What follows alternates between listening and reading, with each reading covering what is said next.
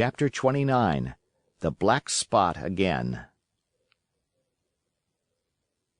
The council of buccaneers had lasted some time, when one of them re-entered the house, and with the repetition of the same salute, which had in my eyes an ironical air, begged for a moment's loan of the torch. Silver briefly agreed, and this emissary retired again, leaving us together in the dark. "There's a breeze comin', Jim," said Silver, who had by this time adopted quite a friendly and familiar tone. I turned to the loophole nearest me and looked out. The embers of the great fire had so far burned themselves out, and now glowed so low and duskily that I understood why these conspirators desired a torch. About halfway down the slope to the stockade, they were collected in a group. One held the light, another was on his knees in their midst, and I saw the blade of an open knife shine in his hand with varying colors in the moon and torchlight. The rest were all somewhat stooping, as though watching the maneuvers of this last. I could just make out that he had a book as well as a knife in his hand, and was still wondering how anything so incongruous had come in their possession, when the kneeling figure rose once more to his feet, and the whole party began to move together towards the house. "Here they come," said I, and I returned to my former position, for it seemed beneath my dignity that they should find me watching them. "Well, let them come, lad, let them come," said Silver cheerily. "I've still a shot in my locker." The door opened, and the 5 men, standing huddled together just inside, pushed one of their number forward. In any other circumstances it would have been comical to see his slow advance, hesitating as he set down each foot, but holding his closed right hand in front of him. "Step up, lad," cried Silver. "I won't eat you. Hand it over, lubber. I know the rules, I do. I won't hurt a deputation." Thus encouraged, the buccaneer stepped forth more briskly, and having passed something to Silver, from hand to hand, slipped yet more smartly back again to his companions. The sea cook looked at what had been given him. "The Black Spot. I thought so," he observed. "Where might you have got the paper? Why, hello! Look here now, this ain't lucky. You've gone and cut this out of a Bible. What fools cut a Bible?" "Ah, there," said Morgan. "There, what did I say? No good'll come of that, I said." "Well, you've about fixed it now among ye," continued Silver. "You'll all swing now, I reckon. What soft-headed lubber had a Bible?" "It was Dick," said one. "Dick, was it? Then Dick can get to prayers," said Silver. "He's seen his slice of luck, has Dick, and you may lay to that." But here the long man with the yellow eyes struck in. "Belay that talk, John Silver," he said. "This crew has tipped you the Black Spot in full council, as in duty bound. Just you turn it over, as in duty bound, and see what's wrote there. Then you can talk." "Thank'ee, George," replied the sea cook. "You always was brisk for business, and has the rules by heart, George, as I'm pleased to see. Well, what is it anyway? Ah, deposed, that's it, is it? Very pretty wrote, to be sure. Like print, I swear. Your hand to write, George? Why, you was getting quite a leadin' man in this here crew. You'll be captain next, I shouldn't wonder. Just oblige me with that torch again, will you? This pipe don't draw." "Come now," said George. "You don't fool this crew no more. You're a funny man by your account, but you're over now, and you'll maybe step down off that barrel and help vote." "I thought you said you knowed the rules," returned Silver contemptuously. "Leastways, if you don't, I do, and I wait here, and I'm still your cap'n, mind, till you outs with your grievances and I reply. In the meantime, your Black Spot ain't worth a biscuit. After that, we'll see." "Oh," replied George, "you don't be under no kind of apprehension. We're all square, we are. First, you've made a hash of this cruise. You'll be a bold man to say no to that. Second, you let the enemy out of this here trap for nothing. Why did they want out? I dunno, but it's pretty plain they wanted it.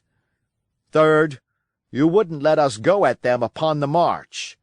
Oh, we see through you, John Silver. You want to play booty, that's what's wrong with you. And then fourth, there's this here boy. Is that all? Asked Silver quietly. Enough, too, retorted George. We'll all swing and sun-dry for your bungling. Well, now, look here. I'll answer these 4 points, one after another, I'll answer 'em. I made a hash of this cruise, did I? Well, now, you all know what I wanted, and you all know if that had been done, that we'd have been aboard the Hispaniola this night as ever was, every man of us alive, and fit, and full of good plum duff, and the treasure in the hold of her, by thunder. Well, who crossed me? Who forced my hand, as was the lawful cap'n? Who tipped me the black spot the day we landed and began this dance? Ah, it's a fine dance, I'm here with you there, and looks mighty like a hornpipe in a rope's end at Execution Dock by London town, it does. But who done it? Why, it was Anderson, and Hans, and you, George Merry, and you're the last above board of that same meddling crew, and you have the Davy Joneses' insolence to up and stand for cap'n over me, you that sank the lot of us. By the powers! But this tops the stiffest yarn to nothing. Silver paused, and I could see by the faces of George and his late comrades that these words had not been said in vain. "That's for number 1," cried the accused, wiping the sweat from his brow, for he had been talking with the vehemence that shook the house. "Why, I give you my word, I'm sick to speak to you. You've neither sense nor memory, and I leave it to fancy where your mother's was that let you come to sea. See! Gentlemen of fortune! I reckon tailors is your trade." "Go on, John," said Morgan. "Speak up to the others."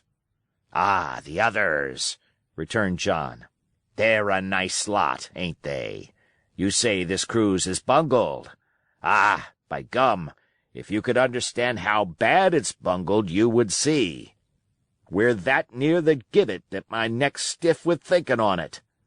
You've seen 'em, maybe, hanged in chains, birds about 'em, seamen piting 'em out as they go down with the tide. 'Who's that?' says one. 'That? Why, that's John Silver. I knowed him well,' says another, and you can hear the chains a-jangle as you go about and reach for the other buoy. Now, that's about where we are, every mother's son of us, thanks to him, and Hans, and Anderson, and other ruination fools of you. And if you want to know about number 4, and that boy, why, shiver my timbers, isn't he a hostage? Are we a-going to waste a hostage? No, not us. He might be our last chance, and I shouldn't wonder. Kill that boy? Not me, mates. And number 3. Ah, well, there's a deal to say to number 3. Maybe you don't count it nothing to have a real college doctor to see you every day. You, John, with your head broke. Or you, George Merry, that had the ague shakes upon you not 6 hours agone, and has your eyes the color of lemon peel to the same moment on the clock. And maybe, perhaps, you didn't know there was a consort coming either. But there is, and not so long till then, and we'll see who'll be glad to have a hostage when it comes to that. And as for number 2, and why I made a bargain, well, you came a-crawling on your knees to me to make it. On your knees you came, you was that downhearted. And you'd have starved, too, if I hadn't. But that's a trifle. You look there, that's why. And he cast down upon the floor a paper that I instantly recognized, none other than the chart on yellow paper, with the 3 red crosses that I had found in the oilcloth at the bottom of the captain's chest. Why the doctor had given it to him was more than I could fancy. But if it was inexplicable to me, the appearance of the chart was incredible to the surviving mutineers. They leaped upon it like cats upon a mouse. It went from hand to hand, one tearing it from another, and by the oaths and the cries and the childish laughter with which they accompanied their examination, you would have thought not only they were fingering the very gold, but were at sea with it, besides, in safety. "Yes," said one, "that's Flint, sure enough. J. F. and a score below, with a clove hitch to it, so he's done ever." "Mighty pretty," said George, "but how are we to get away with it, and us no ship?" Silver suddenly sprang up, and supporting himself with a hand against the wall, "Now I give you warning, George," he cried. "One more word of your sauce, and I'll call you down and fight you. How? Why, how do I know? You had ought to tell me that, you and the rest, that lost me my schooner with your interference, burn you. But not you, you can't. You hain't got the invention of a cockroach. But civil you can speak, and shall, George Merry, you may lay to that." "That's fair enough," said the old man Morgan. "Fair, I reckon so," said the sea cook. "You lost the ship. I found the treasure. Who's the better man at that? And now I resign, by thunder.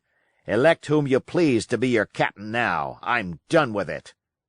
"Silver," they cried, "barbecue forever! Barbecue for captain!" "So that's the tune, is it?" cried the cook. "George, I reckon you'll have to wait another turn, friend, and lucky for you as I'm not a revengeful man. But that was never my way. And now, shipmates, this black spot. 'Tain't much good now, is it? Dick's crossed his luck and spoiled his Bible, and that's about all." "It'll do to kiss the book on still, won't it?" growled Dick, who was evidently uneasy at the curse he had brought upon himself. "A Bible with a bit cut out," returned Silver derisively. "Not it.